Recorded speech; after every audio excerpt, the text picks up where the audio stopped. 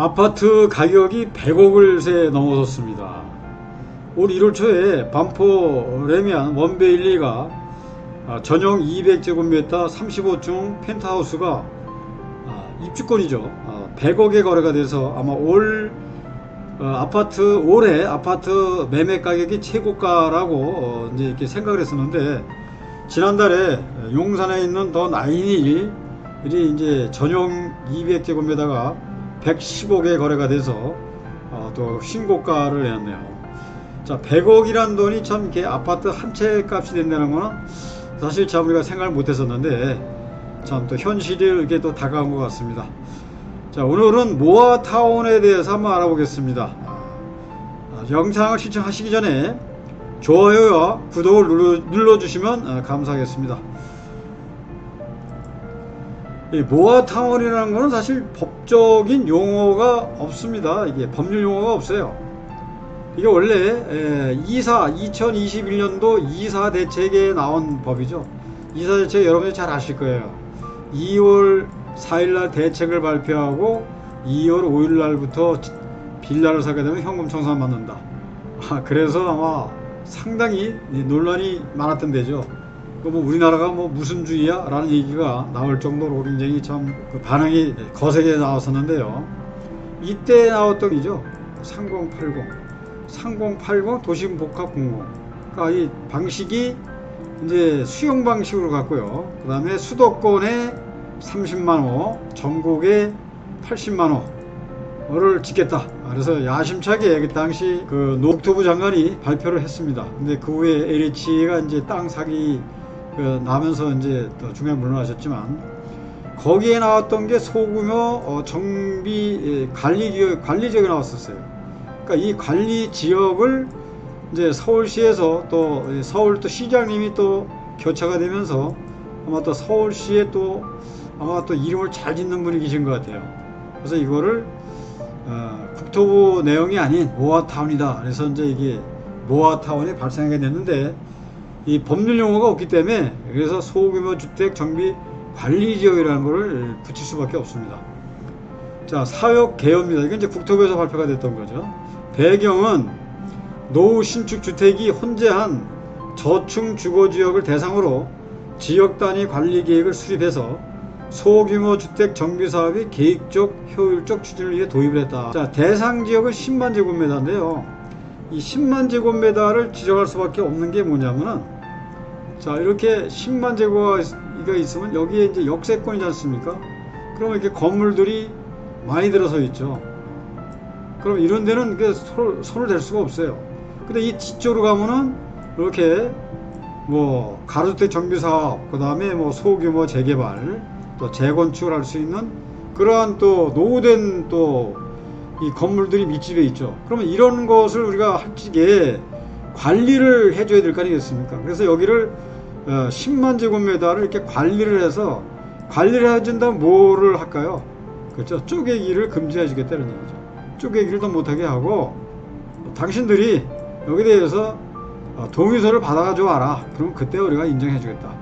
그런 이제 취지에서 상당히 넓게 이제 10만 제곱미터를 이렇게 이제 미만을 해서 이렇게 지정이 된 거죠. 그래서 노후불량 건축물 비율이 2분의 1 이상 된 데를 이제 했습니다. 그래서 지정 절차는 뭐 관리 계획을 수립하고 14일간 주민공람을 시켜서 통합심의 시에서 합니다. 관리 계획 승인 및 지정 고시 이렇게 됐죠.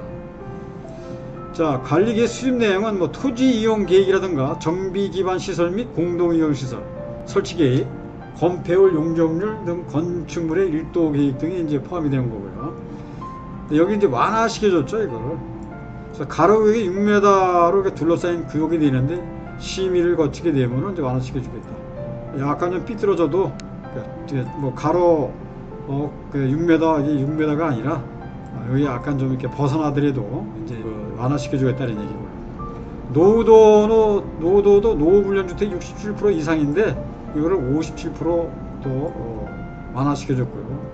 시행 면적은 이제 뭐 민간이 할 적에 10,000제곱미터고 이제 공공할 때 2만이었는데 이거를 민간이 하더라도 2만 제곱까지 이제 완화시켜준 거고, 용도 지역 상향을 시켜주죠. 그러니까 일종 2종 일반 주거를 제2종이나 제3종 일반 주거로 용적으로 올려주겠다는 얘기고, 층수 완화 2종 7층 이하 10층 이하인데 이거를 2종 7층을 15층 이하까지 가겠다 이런 얘기입니다. 그래서 이거는 이제 국토부에서 발표를 했고요. 그래서 이때 나왔던 게 이제 1차로 지정된 게 10군데, 2차로 지정됐던 게 이제 3군데가 있고요. 그 다음에 서울시에서 요거를 이제 10군데를 또 지정을 했었죠. 그래서 거기에 대한 내용도 한번 또 알아보도록 하겠습니다. 자, 무화주택 소규모주택 정비 사업이죠. 이게 이제 서울시 방식이죠. 자, 근데 서울시에서는 그러니까 국토부에서 소규모주택 정비 관리적이라 한 거를 그대로 또 따가지고 하기가 뭐하니까 그냥 모아라고 해서 이제 이걸 이제 이름을 붙인 겁니다. 그래서 이 모아주택에는 이제 소규모 주택 정비 사업 추진 방식인데 4가지가 있습니다. 그러니까 자율주택 정비 사업과 가로주택 정비 사업, 그 다음에 소규모 재건축. 재건축은 일반 재건축 하려면 300세대 이상 돼야 되니까 못했죠. 근데 이거를 이제 소규모 재건축으로 간 거죠. 그래서 대상 지역은 정비구역 해제 지역, 그 다음에 이제 이 소규모 주택 정비관리 지역 등, 그러니까 36세대 미만으로 해서 자율주택 정비 사업이 대상이 되고요. 그 다음에 가로주택 정비 사업은 6m 도로로 둘러싸인 13,000제곱미터 미만의 가로구역, 20세대 미만으로 했었고요. 그 다음에 소규모 재건축은 사업 면적이 10,000제곱미터 미만인 노후 연립 아파트가 기존 200세대 미만일 경우에 할 수가 있고요. 소규모 재개발은 사업 면적이 5,000제곱미터 미만 역세권 350m 이내인 중공업지역에 하게 됐습니다. 그래서 시행 방식은 단독과 공동이 있는데요. 자율주택 정비사업은 이제 주민합의체가 돼서 2명 이상이면 됐고요. 그 다음에 가로주택 정비사업이나 소규모 재건축, 소규모 재개발은 조합 또는 주민합의체, 토지 소유 등 20명인 경우라든가 공공시행자일 때는 구청장, 공사, 또 지정개발자, 신탁업자가 이제 한다는 얘기죠. 그 다음에 이제 단독으로 했을 때 이제 이런 얘기가 됐고요. 그 다음에 이제 공동으로 했을 때는 이제 공이 구청장, 공사, 건설업자, 그러니까 민간사업기업기본법이 되겠죠.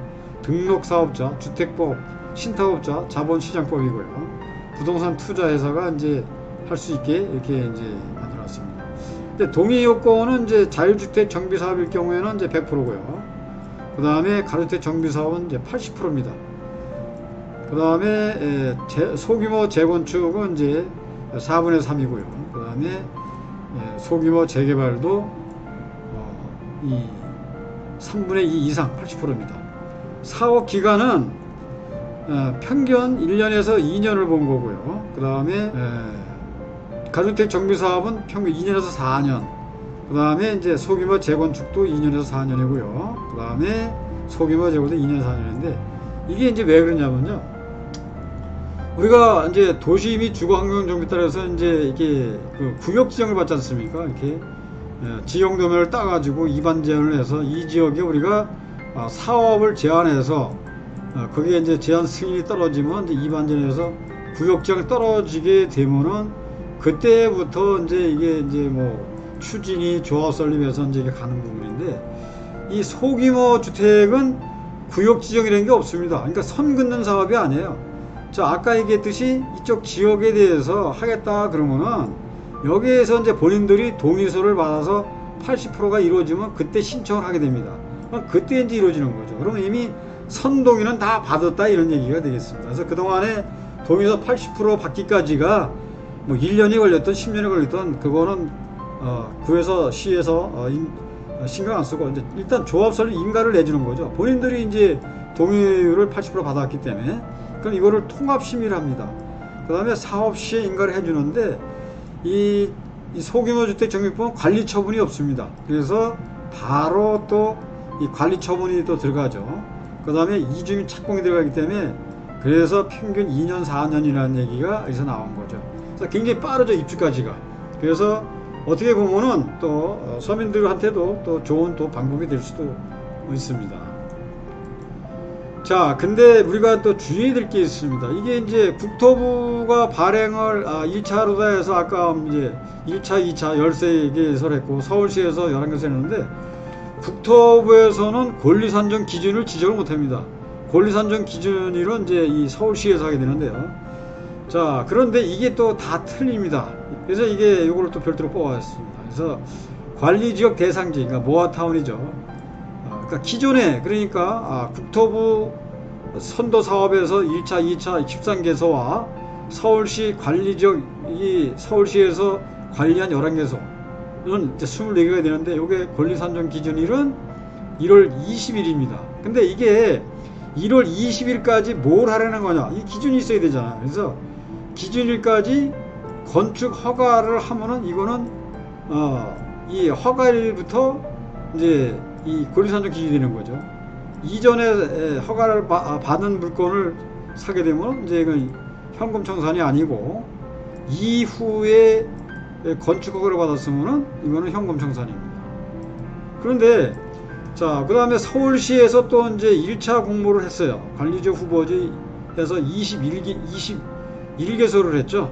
그게 권리산정 기준이란 2022년 6월 23일입니다. 근데 이게 또 틀려요.